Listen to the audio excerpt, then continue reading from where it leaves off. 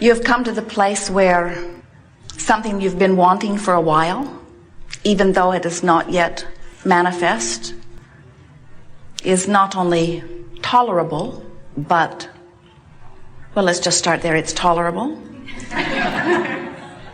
You're able to put up with unfulfilled desires. It's all right for now to have an idea of something and not have it manifested. That's all right with you? We understand, but you've really got to get so you say yes to that before things will start coming easily, because it is that very discomfort that you feel over things not yet manifesting that causes a longer and longer and longer delay in them manifesting. Because when you want something and you notice it hasn't happened yet, and you keep noticing that it hasn't happened yet, and you keep feeling the way you feel when you notice it hasn't happened yet, that feeling is your indicator that you're offering a vibration because it hasn't happened yet that matches it not having happened yet. And as long as the vibration that you're offering is about it not having happened yet, then it can't happen. So, do you sort of get it that you must, as a deliberate creator, decide that you are not going to offer your vibration in response to what is. Because if you are offering your vibration in response to what is will remain as it is. You have to find a way of molding the energy into something that matches what you want. Most of you, even those of you who are beginning to understand about emotion, understanding that it is your guidance system, even those of you who are beginning to understand that it is a vibrational universe in which you are focused and that you are vibrational beings, still, most of you offer your vibration in response rather than in deliberate offering. Something happens, you respond vibrationally. We want you to understand that deliberate creating is about offering a vibration by purposeful intent. I'm offering this vibration because this vibration matches my desire, and if I offer this vibration which matches my desire, then my desire must manifest. 99.999999. Most of every creation is complete before you see any physical evidence. It is complete in the vibrational sense. So, if you are offering your vibration in response to what you're observing, and what you're observing is that what you want has not yet come, now you continue to offer a vibration about it not yet having come, which means you're holding yourself in that uncomfortable place, that gap, that lag between identifying that you want it and receiving it. So when we say to you, have you come to the place where those unfulfilled desires still feel all right? You feel eager. You feel hopeful. You feel anticipation. You're looking forward to it unfolding, but you're not disappointed that it has not yet unfolded. Now you're getting close to the vibrational proximity that's going to let it flow. We want you, as you begin to bring this idea of allowing the energy that creates worlds to flow through you toward your creative end. We want you to feel how well named this gathering is, as we call it, the art of allowing, because you become very practiced, very good, very artful. You become very practiced at recognizing where you stand by recognizing how you feel. So we're just going to say it to you in as plain of words as Esther can find in response to the powerful intent that we are offering to you. You have to want more than anything to feel good.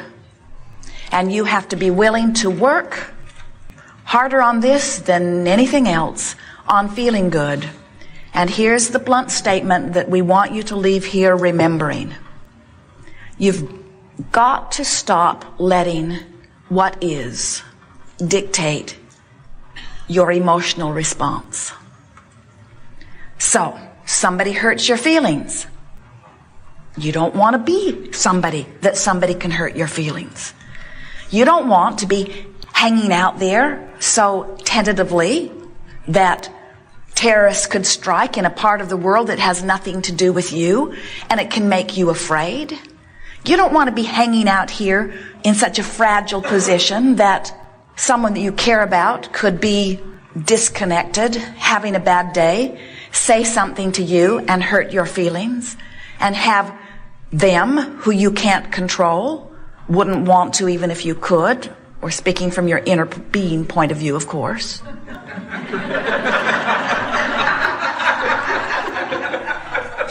Well, we can see why you would want to control other people's behavior if you're someone who hasn't learned the art of allowing.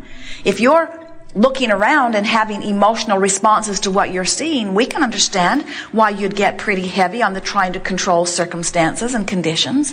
But by now, we would have thought you would have given that up because you're not able to do it. And as soon as you get one of them corralled and managed and molded in the way that they need to be so that you can look at them and feel good, another one just pops up.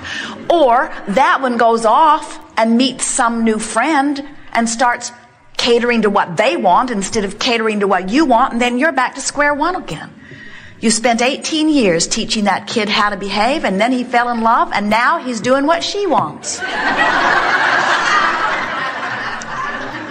So if the way you feel is dependent upon controlling even one condition, you're in big trouble because you can't manage to control those conditions, but you can manage with all of the possible things that you have that you could focus upon and think about and remember and ponder and muse and observe and imagine. With all of the things that you could focus upon, past, present, or future, certainly there are enough things that feel good when you do it that you can manage your own mood. And the art of allowing is nothing more than managing your mood.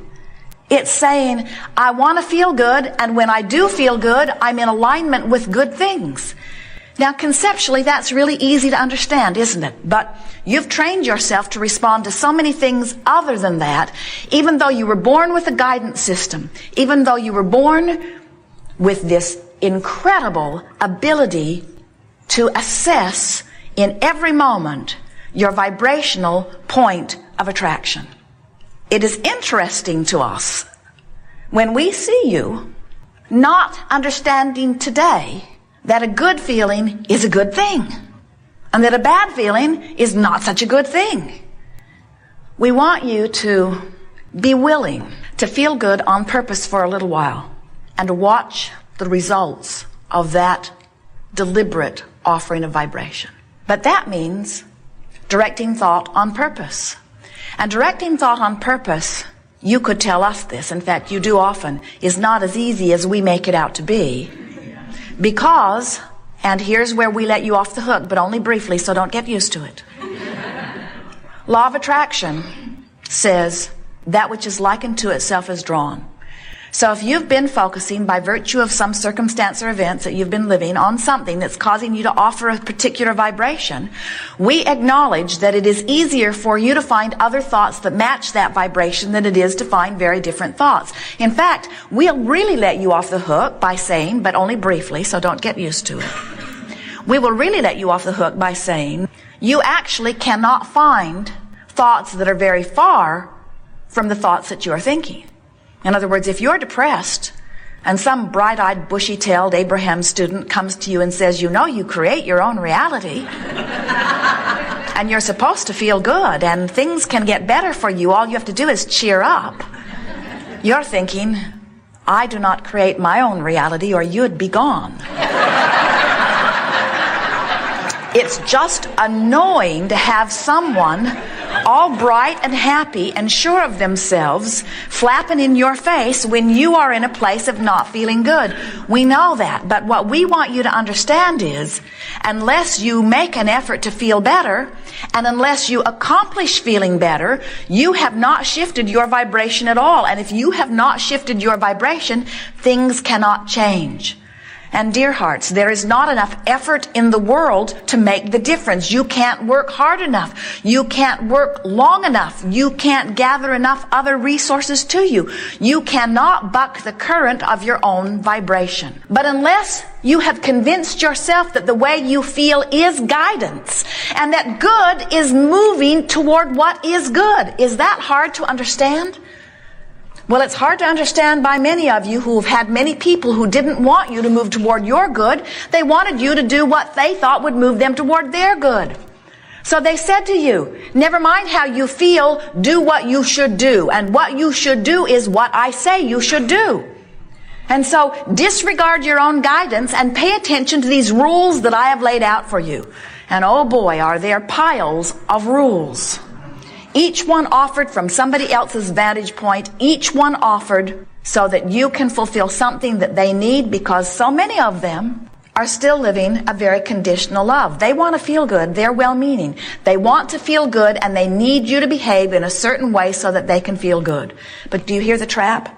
So they need to feel good, so they set out rules, so you follow the rules so that they can feel good.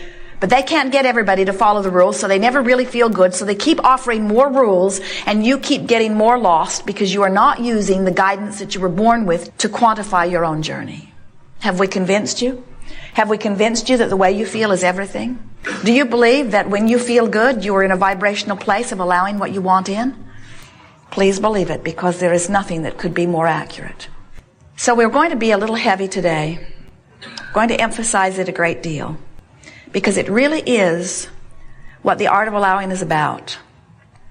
We want you to leave here, if not already really good at it, at least determined to get better at it, at being one who molds your energy.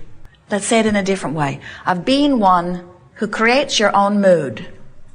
Because you understand that when you create a mood of joy, you're allowing everything that you've been asking for to come in. When you create a mood of love, you're allowing everything that you want to flow in. When you create a mood of expectancy, you're allowing everything you want. When you feel ornery, when you feel pessimistic, when you feel afraid, when you feel angry, even when you're frustrated and overwhelmed, those are indications that you've got your frequency set in a different place, and sincere, concentrated, deliberate molding is in order.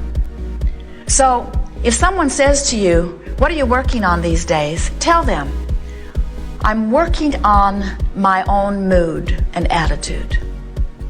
And if they're wise enough to ask you why, tell them, because that's my true, in the moment indication of how many of the wonderful things that I have been praying for and asking for, I'm allowing into my experience right now. Tell them, I'm no longer dictating my focus by whether it's interesting or whether it's important or whether somebody else is pointing at it or whether somebody else has made a big deal about it. I'm no longer guiding my sculpture of my life by any outside factor or guidance. I'm guiding it completely by the way I feel. And when you get there, now you are ready to travel with us on an emotional journey that will take you into the resources and the realm of all things wonderful that you have ever imagined.